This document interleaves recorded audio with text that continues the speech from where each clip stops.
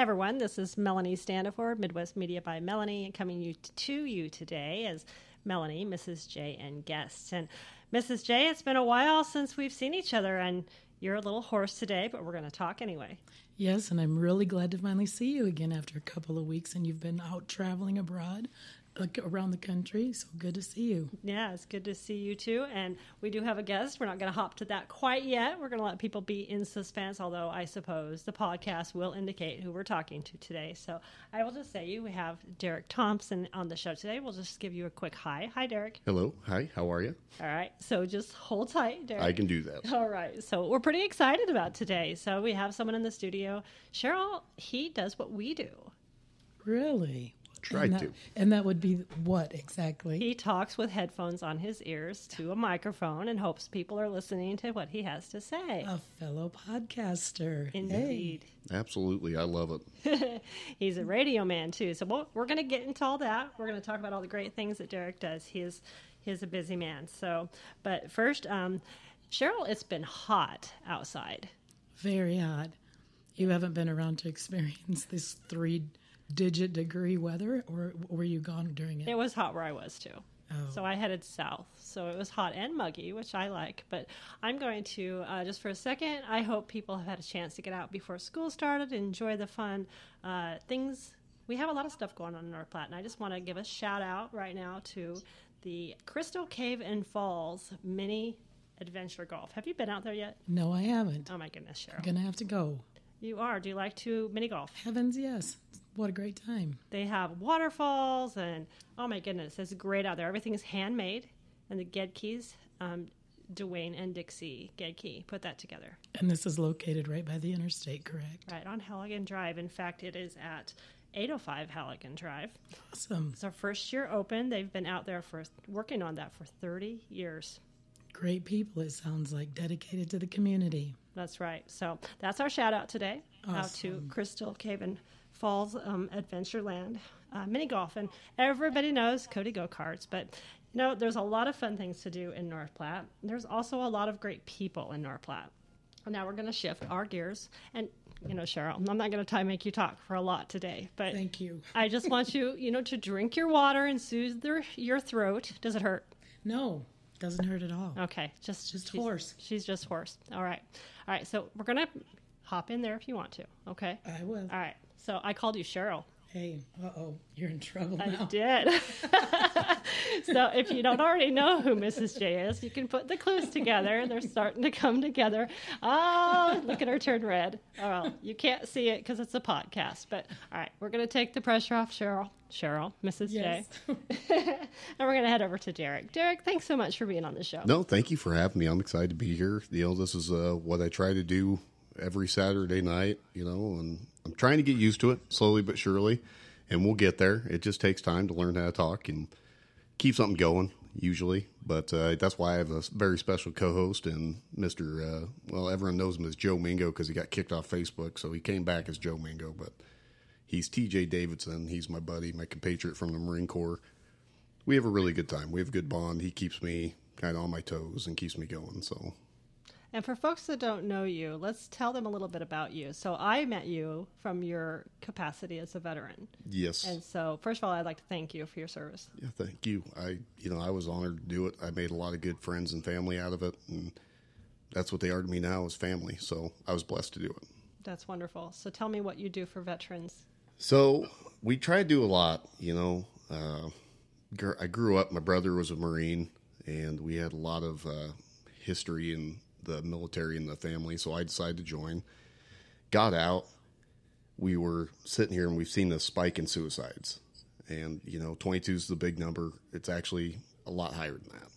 And I think it needs to be taken seriously that it is more than that. So we're trying to kind of push that a little bit. But what people don't know is that there's just so much more they can do. And I think a lot of us vets get out, and that's the question we're asking ourselves is, I didn't do enough. What can I do? What can I do more? So we sat there, racking our brains, me and my buddy, trying to figure something out. We lost 2 friends within 6 months to suicide. And we were like, we got to do something, man. Like, we can't just be sitting on our butts and we have to change something. So we were like, well, what can we do? Mental health seems to be at the focus of all this. Like, that's the very central point of where all this is starting. So he said, why don't we do a show or something? I was like, well, yeah, we could do a podcast. I'd been wanting to do a podcast for a while. He's like, well, heck yeah. I was like, how do we do a podcast? He's like, I have no idea. He gets back to me like 2 days later. He's like, hey, bro, I found this website. All you got to do is just have a microphone. I was like, awesome. Sure, we've learned about that a little bit, haven't we? Oh, we have a lot. Yeah, it's a battle, isn't it? You're sitting there, you're like, I don't know what I'm doing. I'm too old for technology. Where does this plug into? Yes, and good for you. Yeah, so we sat there, and he found out the solution, and I just had to I went to the website, plugged everything in, sat there, I started screwing around with it, and I think that week we had a podcast. You know, and it was like, sweet, what are we going to name this? What are we going to do? And we were never broken. We've had some changes since then. Now we're Shadow Mark Podcast. But what we do is we bring in veterans for about an hour. We've had 2-hour episodes, just kind of depends on their story. But we let them tell their story. It's all about getting their story out there and letting them actually tell us what they want people to hear. And it's our job to just get it out there. That's all we want. And our big focus with all of it is networking. There seems like there's a big, I don't know what you want to call that, like veterans are very competitive by nature. And I think business is very competitive by nature. We're trying to bring all of these nonprofits, all these people together into one group. And remember that when we were in the military, it was a team. Now that we're out, it's still a team. So Isn't that kind of what's missing, what causes some of that heartache? Yeah, a lot of it. Team's not still there. So. You get out and I'd like to say you're not, but you really are. You're kind of isolated, especially when you deployed, when you did stuff like that. Because you sit there and you figure, I went into the military. I was married. I spent more time with the guys I served with than I did my family. So when I get back from deployments, they missed 8 months to a year of my life. They had no clue what was going on mine. I had no clue what was going on in theirs other than emails or messages or the 5-minute phone calls that we'd get. So you grow a bond with these guys. And it really is a family. It really is. Like, I look at a lot of the guys I served with as more family to me than blood, you know, in a lot of cases. Well, and you're in some intense situations sometimes with those family members that you. Yeah, you're going through trauma. Right. You know, you're getting shot at. You have a lot of serious things going on. And that's the one thing you have to do is trust them with your life. So you do. You grow very close to them. And then you're coming back. You're not in that situation anymore. Everything's supposed to be normal. Now we're trying to adjust to all these real world problems and like how real life is. We never learned. You know, a lot of guys go in at 18, 19, just got out of high school, never experienced the real world. You go to the Marine Corps, you're told how to live. Everything's taken care of. Or you go to the Army or you go to the Air Force, Navy, whatever, you know what I mean? But you do that, and then you get out, and no one's there. Like, you're by yourself again. Nobody really understands, right? Yeah, nobody gets what you went through. Nobody can relate to you. Your family doesn't relate to you anymore. Like, everything's just different. And you're the one that has to figure it out. So you sit there and you're just like, well, you guys already know what you're doing in life. I have no clue. Which is kind of a good segue for me, actually, into Gunroom Radio. Because I'm a board member for Gunroom Radio now, which is also, we're working on a nonprofit right now, hoping to get that by the beginning of the year. You have a great radio voice. Try to. It's a lot of practice. But we take music just by veterans, and we're putting music only for veterans out there. Now, is that the lyrics for veterans or written by veterans? Written and produced and everything by veterans. And is there a pretty good source for that? There's a huge source for it. And why I say that was a good segue, when we're getting out, we don't know what we're doing. You figure a lot of musicians they grow up and they chase it. If you have a regular job, they can still chase it. In the military, you don't really have that opportunity. Like, I can't just up and go to Nashville for a month and sit there. I can't go to LA and sit there and talk to producers. I can't do these things. So they're held back anywhere from 4 to 20 years, maybe even more, from pursuing their musical careers. And now they're fighting algorithms. Like, it's just, that's a problem. So what we wanted to do was give them a platform where they can just sit there and actually give us their music. We're going to put it out there. We're going to get it out there for them. Because we have some of the best musicians in the world. They're veterans, and people haven't heard of them. And I can say that and mean it. You know, I listen to their songs every Friday through Sunday, noon to 3. I'm playing them. And we have some of the best artists in the world. And how can people hear that? It's gunroomradio.airtime.pro is what it is right now. We're looking to hopefully eventually get, you know, the big dream is like get a deal with like Sirius XM or someone like that so we can have it on there. But for right now, just starting. We're like 4 months into this. Okay. And we've got, you know, hundreds and hundreds of songs. We've got a ton of artists, and they're amazing. So good energy, good feedback. I was surprised. Wow. He sat there and he came to me with this idea, and I was like, how many artists could there really be, man? Like, I was like, this is crazy. Got on there, logged on the website. I was like, holy cow. There are a lot of good artists. And I was like, I don't know, maybe there's a lot more to this than I thought. And then the more I dug into it, the more I looked, the more I found. This is a huge, huge thing. So this will be separate from your podcasts? Yes. A separate type of... Yes, this is separate. Donald Dunn's our CEO. He runs it. He also runs a podcast, Two Drunk Dudes in a Gun Room. And he started this because, you know, and he didn't initially grow up like liking or like loving music like a lot of us do. And then he grew into it, and now it's his passion. It's absolutely his passion. So he started Gunroom Radio, and I'm so happy to be a part of it. We have an awesome board. We have amazing people, and it's just great because I want to see these artists get out there. We have one artist that just did a song with Lee Brice and Dolly Parton. Like, he got shot 10 times. I'll just throw him out there. Scotty Hastings. He's amazing. And he's going to be headlining Hero Stock here this year, I believe. What's that at? That'll be in Ashland, Nebraska, September 9th. So if anyone wants to see a great musician, now's the time to do it. It's free entry, you know. It's going to be a good time. Wow, so you're making some connections. Are you also seeing that the model that you're making for this could be used for people that maybe aren't musicians, but maybe could see how you came together and helped veterans, and then you can use that model for, you know... Yeah, absolutely. People that have other skills. Just the opportunity to network I've found is huge in anything you do.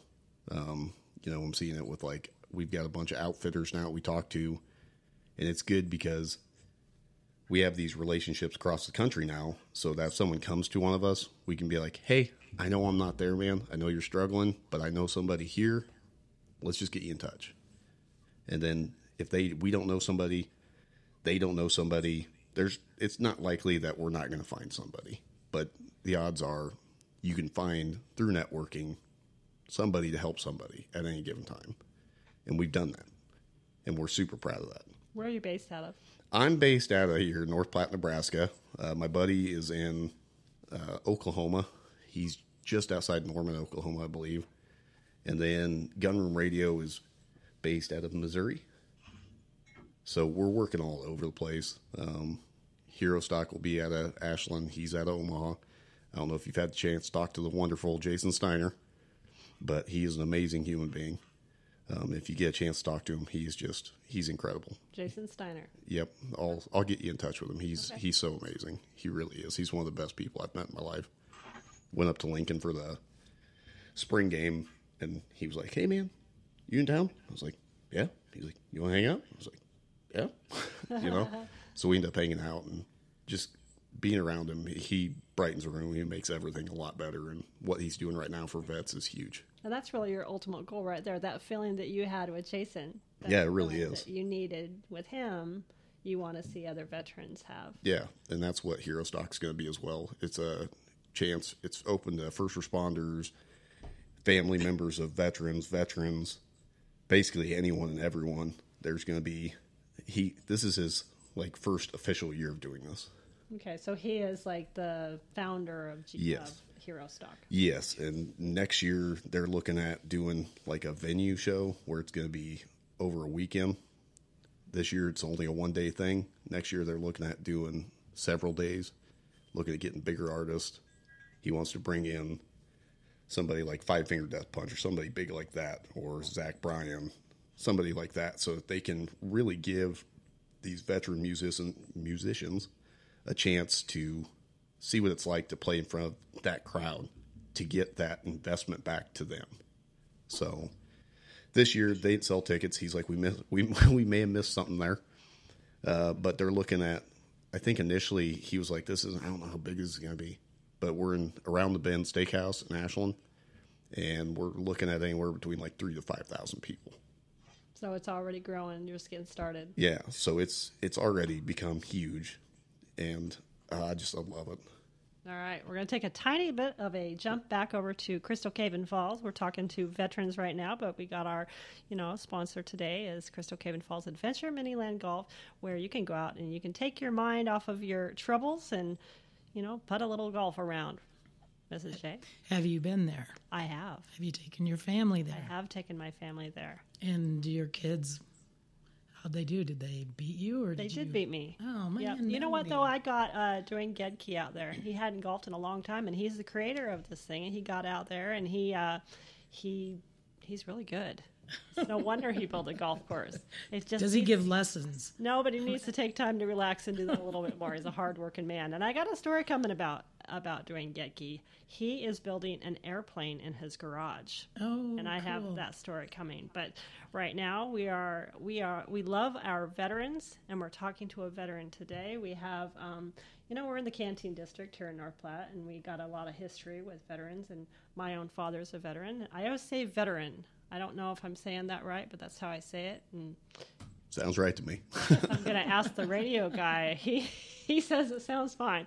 All right, so I'll keep saying veteran. So I'm going to hop back over here to Derek. And Derek, I'd like to go back into our second half and hear your radio voice. Can you give me a little? I wish I had a sound? radio voice. Well, I usually you gotta start, don't you? You know, hey, we're joining us on the radio today. What do you? No, I don't ever really do anything too exciting. I usually sit there and I'm just like, welcome back to the whatever podcast of today, whatever that podcast is, or welcome back to Beer Days and Tunes with me, Derek Thompson, and we are live on Gunroom Radio.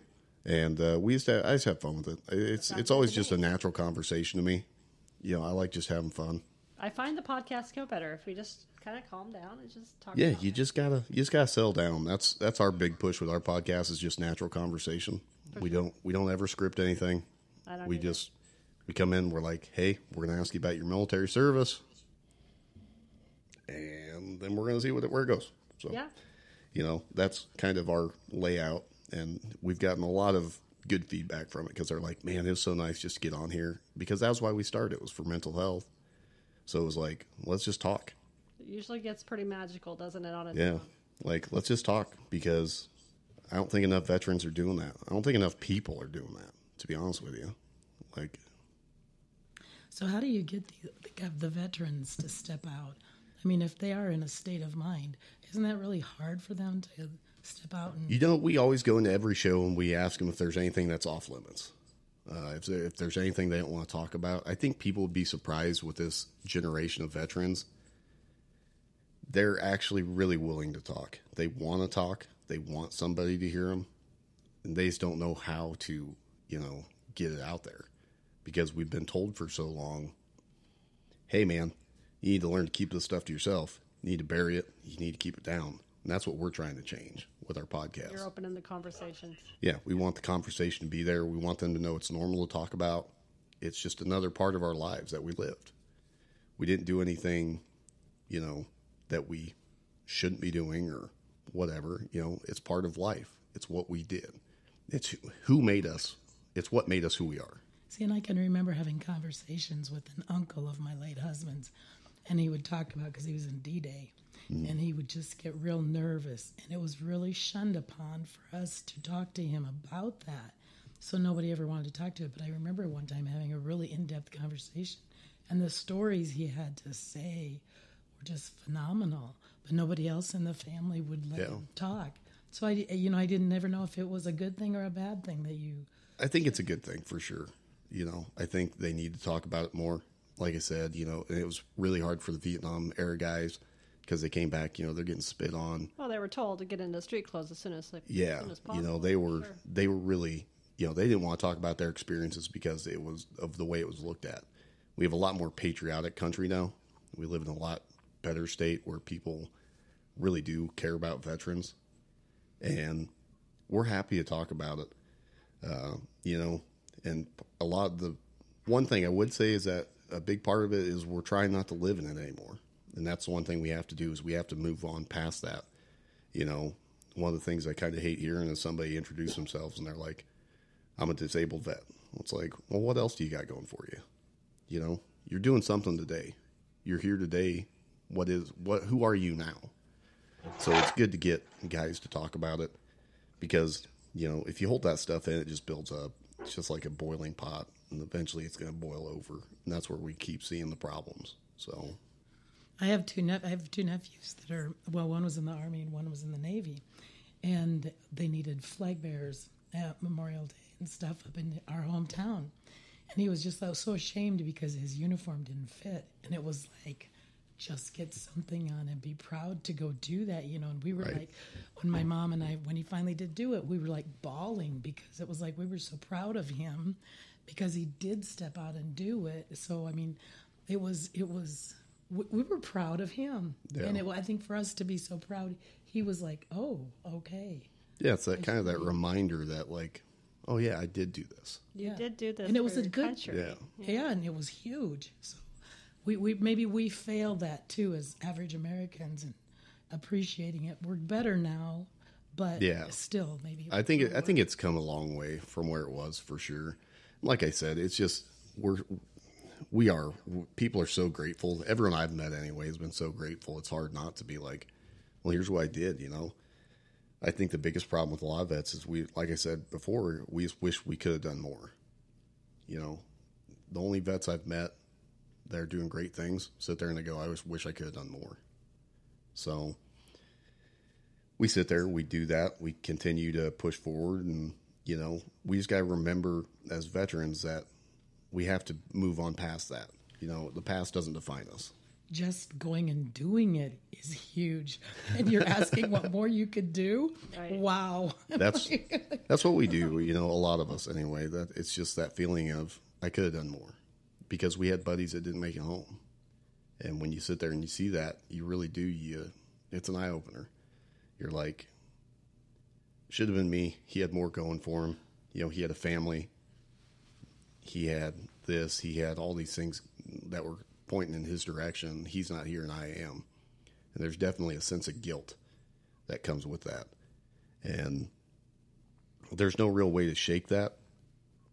But in my eyes, the best way to do it is just to push forward and do better every day at what I'm doing, live for them, and do all the things that they didn't have the opportunity to do. Because that's what they need. They need somebody to live in their stead. Because we can't change anything, and killing ourselves isn't the answer. So no. Too many families care too much. Yeah, exactly. And when you lose somebody, their lives change immensely. Yeah, everyone around them. Even when you feel secluded, when you feel isolated, I promise you're not. There's at least a dozen people out there that right now are thinking about you, going, man, I hope they're all right. Even if you don't think so. That's one of the big things we push on the podcast, Gunroom Radio, everything. You're never alone. There's always somebody that has your back. There's always going to be someone that's there for you. I promise, just reach out. We've had several people reach out, and I'm so thankful for that. That's what I was going to ask you. If you've seen some, response to what you're doing. Yeah, we actually have. We've had several people, even when we were Never Broken, and since then, now Shadowmark, we've had people reach out, and we're just so thankful that we can sit there and be an ear, or if we can get somebody else in their area into that right direction. Also part of a couple groups. One's, I think it's Drinking Bros Vigilant Guard, but people post there, and then instantly it's just like, DM me, shoot me a message, let's talk, call me if you need to. Here's my number. You know, I think I've given my number out like 7 times on the podcast. Wow. I'm just like, hey, I don't care who you are. If you need something, just call. Want to give it that right now? Yeah, sure. 308-530-2410. And if there's anyone out there that needs something, just reach out to me. Call me, text me, whatever you need. So Yeah, let us know. Mental health is real, and we want to, take care of folks. it really is. And people we have to be more open to it. We haven't really figured it out yet, but until we do, we got each other, and that's who we got to rely on. The whole country as a whole needs to come together and realize that. Well, we lived in a closed off. As advanced as we get, the more closed off we seem to get. Yep. People get busy, and they've got their phones in their faces, and everybody communicates via text or Facebook or some kind of social media, and then people are forgetting people at home, in real lives, and Yeah, they're forgetting the people that are right there in front of them. how to connect. Yep. My dad just talked about it on our podcast here last week. He's like, we've lost that neighborhood mentality, and I totally agree with him. 100%. You used to know your entire neighborhood. Everyone was friends. If your neighbor needed something, you'd get over there and do it for him. Like now, he comes over and mows my lawn. I'm like, oh, I got it. We'll get it. Well, maybe that's what he needs. I think he does He needs sometimes. to come over and mow your lawn. I think he's up to like 12 yards or something. I'm like, I don't even know how you find time for it, man. It's like, Likes being outside, probably. he does. My 2 of my kids, they blew a tire today, heading over to Lexington. They blew a tire, and I can't tell you. They had 3 or 4 people stop, and the folks that helped them, they're from Farnham. They just were amazing. They didn't have the right jack, so they ran back into town to get another one. There are people who care, and if we put our phones down and pay attention, they're right in front of us. Yeah, I can tell you where they're not. They were not in New Mexico when I was there with a blow. They were not there. You had a tire blow. I had a tire blow in my camper, and everyone was just going 90 miles an hour past me. I thought I was going to die. I was like, this is not good. This is not good, Derek. This is where you go on the interstate. Everything you made it through, and this is where you're going to die. I went to, I was in my travels. My children took me to a concert last night in Denver, and I was telling myself as I looked straight down, we were in the nosebleed section literally as high as you could get, and I kept telling myself, this is not how you die. This is not how you die. So I know we have those moments, don't we? Yeah, there's a lot of those. There's definitely a lot of moments like, this is not how I'm supposed to go. This is not how I'm supposed to go, but I'll get through it. Awesome. It's a great reminder for everyone, though. I mean, you'll get through whatever you have to. I mean, there's nothing can stop us. We're capable of 10 times more than what we tell ourselves. There's always going to be someone there to help us. Doesn't matter who you are, what you're doing. I've said it for years now. I think everyone's trying to do the best they can in every situation. Whether people want to believe that or not, that's on them. But, even when people make bad choices, they're trying to do what's best for them in that moment. Somebody steals because their family has no money and they're looking to get food on the table. They're trying to do what's best for them in the moment. Maybe it's not morally correct by the country's standards, but they were doing their best. They might not have known they had any other options, and Yeah. we don't know what led them to that moment either. Exactly. So I try to look at every situation like whoever did that was just trying to do the best they knew at that particular moment. Let's help them now moving forward. Yeah. Now we have to sit there and show them there are other ways of doing this. Right. And that's how I look at the suicide thing.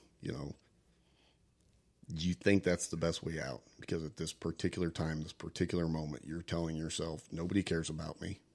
Nobody wants to be there for me. All I'm doing is dragging everyone down. I'm making things harder on everyone else. It'd be easier if I wasn't here. And they're real feelings. Yeah, they are. Feelings that at that moment, they feel real. Yeah, they are. I've been there, and I've been down that road, and now I can relate to people more because of it. And, I was just thankful at that moment. For whatever reason, I made a phone call. And, that saved my life, and music saved my life. It was like, well, what do we do right now? Guitar was sitting there staring at me. I was like, well, let's just pick it up and let's put it on paper. So you play. Yeah, so I play music, and music's been my saving grace, especially lately. The last 3 to 6 months, I've really just started buckling down finally, trying to get set list together, So if I get the opportunity to play a show, I'm there. I would love to hear that. Yeah, absolutely. Me too. I mean, I'd love to get on stage again. I played Pals one time. Really? And I had a blast doing it, and I'd love to get on stage again. It'd just be so much fun. Don't give that up. Oh, I don't plan on it. I've got my haters, but everyone does, and those haters just remind me that, hey, man, they're somewhere in life where they wish they were doing something you're doing. You're doing great for yourself, so keep doing what you're doing. If you got haters, you're doing something right. I think you're right. You have their attention. Yeah, you got their attention. You're living rent free in their head, I like that. So I don't let haters drag me down. I've got, not many of those. I got a lot of love and support for the most part, but I've gotten a lot of, if you quit doing this, I'm going to smack you. Yeah. I was like, okay, I won't quit. You're stuck. You're like me. You started something, now you got to see it through. Yeah, that's it. And I plan on it. That's the big push right now is music. And that's why I'm so passionate about Gunroom Radio as well. If I could do music every day for the rest of my life, I would. And I will, even if it's just getting home and sitting down and playing guitar. I love doing it. It's what keeps me going. I grew up on music. I used to dress up as Garth Brooks when his Double Live album came out, and I'd set my parents' couch up as the stage. Nice. And I had the little VHS. I put the VHS in and I'd press play on that sucker. Can you give us a little line? I don't want to even hear something. What was his? The one everyone knows. Blame it all on my roots. I showed up in boots and ruined his black tie affair. Something like that. Very nice. A little clapping. Gosh, really? No kidding. Yeah, good. But I used to I'd dress up as Garth Brooks and I'd just jam out, man. I was kicking things over on stage, and aka the couch. Dogs be barking at me like, "What are you doing?" I don't know. Just being me, man. Being me. Music. And now my daughter does it a little bit, and I got to see a little glimpse of that the other night, and I was just like, oh, I'm so proud of her. That's wonderful. So the genre you are is country, pretty much? Pretty much, yeah. Country or singer-songwriter, either or. But I love doing it. And when I can sit down and with a guitar, for some reason, when I have a guitar, I sing better. If I put down, I've been working on it lately, where I'll sit there, play the song first, then do the audio, which would be great if I could stand up. But my boom mic doesn't reach high enough. So I'm like, ah. So I've got to get a new interface and all that, so I can get an XLR mic and get it all set up. And it's like I've got the mic, I've got everything. I just need the interface. But I left it in Arizona, so there's always a step. There's always something missing. Yep. You'll get there, and you're doing great things for veterans. We're here with Derek Thompson. He is doing great things for himself and veterans. We're so glad that you're doing those things for yourself too. Oh, I am too. Self-care is a huge part of everything, every journey. So it is. So tomorrow, I want to also shout out, I don't even know if people will hear this in time, but there is a funeral ceremony for a veteran out at Fort McPherson, and he has no known kin. And so I was contacted to try to get people together to come to this funeral, and it's going to be full honors. He'll be there. He was a veteran from 1978 to 1980. We know his name is James Paul Bagley, who was 59, or who was born in 1959, November 22nd, 1959, and he passed away last week. And he had mental health issues, and he passed away here, and he was at Adams Swanson Funeral Home here in North Platte, and they reached out to me to try to get the word out. Awesome. And so they will have full color guard, and we're trying to get the motorcycle riders and all the people that are veterans, color guards, or whatever they can do. Patriot Guard will be there, and to have a ceremony for him tomorrow awesome. At 2:00. 2:00? Yep. Okay. Yeah, I'll put something out in my whims of what I know and who I know. So we'll get it out there. A brother lost. And and we just hate seeing that, but. Yep. No family. We Is can't. he from around here? Or? He was born in Georgia. And I'm usually really good at research. I'm a little disappointed in myself. I spent hours, and everything I come to is a roadblock. I'm almost convinced he changed his name. I mean, usually I can find something, but I have reached out to the VSO. I have reached out to the VA officials in Omaha. Supposedly they're looking, and if they can release any kind of information at all. I said, just give me his dad's name if you can. Give me where he graduated high school. One tiny little hint if I can find out more about him. I know that he loved to play Rumacube. I learned that. And so I've gotten pretty emotional about this. I want his family to know. Yeah. Yeah. I'm getting emotional. I know. just I'm finding tearing out up. about this. Hello, I'm sitting there thinking the same thing. I'm like, gosh, Having I wish I Derek- would have known him. Yeah, I know. And he was homeless. And we do know that. And so he struggled a lot. And so that's something I'd also like to kind of tomorrow or Tuesday, I'm going to have a podcast with a couple gals that are doing a walk from Omaha to Lincoln for homeless veterans. Awesome. And so we have a lot going on, and we want people to be aware that, our soldiers, they deserve so much from us. And so, Derek, thank you for being on the show. Well, thank you for having me. Thank you for helping keep America free. And I hope you people at home listening to this, I hope you appreciate what they do for us. I'm just blessed to have the opportunity to do it. I was blessed to be in that capacity, and I'm thankful for it. Why in the world am I tearing up over here? I know it. I see that too. Yeah.